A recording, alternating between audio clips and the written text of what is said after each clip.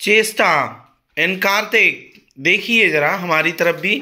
ओफो, कुछ कहना चाहोगे? रात का नाइट में 1 बज रहा है भैया, रात हो गई। आप लोग क्यों नहीं सो रहे हो?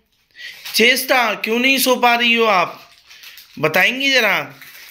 खुशी है, नाइट में एंजॉय करने का प्लान है आज इनका पूरी नाइट। अभी सुलाने के लिए बोला था, स्लीपिंग नॉट स्लीपिंग। ओफो, सोना ही नहीं चाहते हैं। बच्चों का ध्यान बस खेल की तरफ रहता है, उन्हें खेलना है, कुछ भी करें बस खेलना ही खेलना है। कार्तिक, कार्तिक, कार्तिक, क्यों नहीं सो रहे हो भैया?